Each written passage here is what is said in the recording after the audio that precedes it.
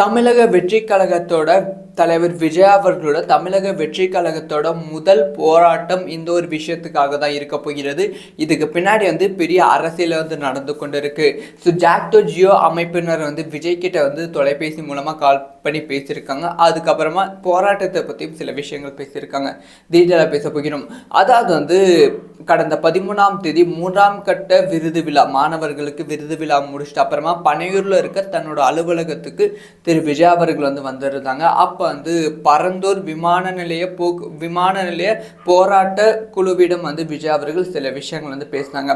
அதைத் தொடர்ந்து ஜாக்டோ ஜியோ அமைப்பின் தலைவரை மாயவன் அவர்கள் விஜய் அவர்கள் சந்தித்திருந்தாங்க. ஸோ மாயவன் அவர்கள் நிறைய விஷயங்கள் விஜய் கிட்ட பேசியிருந்தாங்க. முக்கியமாக அவர் சொன்ன விஷயம் என்னன்னா, நான் 8 முறை முதலமைச்சர் ஸ்டாலின் சந்தித்திருக்கேன். ஆனால் ஓய்வூதியம், பழைய ஓய்வூதியம் திட்டத்தை ஸ்டாலின் அவர்கள் இம்ப்ளிமெண்ட்டே பண்ண மாட்டேங்கிறாங்க. ஸோ இதை தான் வாக்குறுதியாக சொல்லி 2021 சட்டமன்ற தேர்தலில் வாக்குறுதி கொடுத்தாங்க. ஆனால் 4 வருடம் கடந்து விட்டது. ஆனால் இந்த வாக்குறுதியை நிறைவேற்றவில்லை அப்படிங்கிற குற்றச்சாட்டை சொல்லியிருந்தாங்க. அது மட்டும் இல்லாமல் ஸோ இதுக்காக நாங்கள் ஒரு போராட்டம் நடத்த போகிறோம். இதுக்கு விஜய் அவர்களோட ஆதரவு தேவை. விஜய் அவர்களோட ஆதரவு எங்களுக்கு கிடைத்தால் இது மிகப்பெரிய போராட்டமாக வெடிக்கும் அப்படின்னு சொல்லி அவர் சொல்லியிருந்தாங்க. இதுக்கு எக்ஸாம்பிளாக தான் பரந்தூர் விமான நிலையத்தை பற்றி பேசியிருந்தாங்க. பரந்தூர் விமான நிலையத்தை பற்றி தமிழக மக்கள் கண்டுக்கவே இல்லை. ஆனால் விஜய் அவர்கள் அப்புறமா தான் பரந்தூர் விமான நிலையத்தை பற்றி எல்லாரும் பேச ஆரம்பித்தாங்க. அதே மாதிரி தான் இந்த ஓய்வூதிய திட்டத்தை பற்றி எல்லாரும் பேசுவாங்க.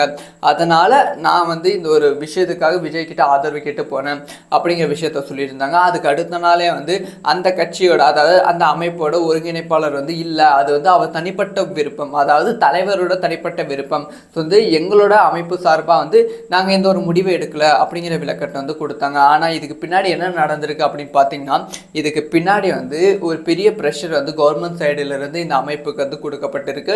அதனால இந்த அமைப்போட ஒருங்கிணைப்பாளர் இந்த ஒரு அறிக்கையை ரிலீஸ் பண்ணியிருக்காங்க. அதுக்கப்புறமா தான் சூப்பரான சம்பவம் நடந்திருக்கு. ஸோ இந்த அமைப்பினர் ஒரு மிகப்பெரிய போராட்டத்தை பிளான் பண்ணிட்டு இருக்காங்க. ஆனால் இந்த போராட்டத்தில் விஜய் அவர்கள் பங்கேற்க வேண்டும் அப்படின்னு சொல்லி தான் இந்த போராட்ட குழு ஒரு முடிவு எடுத்திருந்தாங்க. அதனால தான் தலைவரை அனுப்பி இதை பற்றி பேச்சுவார்த்தை நடந்தது. ஆனால் இந்த ஒரு பேச்சுவார்த்தை வெளியே லீக் ஆனதால் கவர்மெண்ட் சைடிலிருந்து இந்த போராட்ட குழுவுக்கு இந்த அமைப்புக்கு ஒரு பெரிய பிரஷர் கொடுத்துருக்காங்க.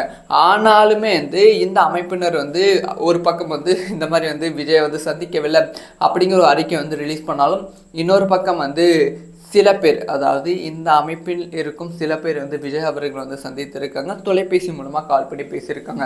ஸோ கால் பண்ணி பேசி நீங்கள் இந்த போராட்டத்திற்கு நீங்கள் ஆதரவு கொடுக்க வேண்டும். நீங்கள் ஆதரவு கொடுத்தா இந்த போராட்டம் தமிழகத்தில் அதிகமாக பேசப்படும் போராட்டமாக இருக்கும்.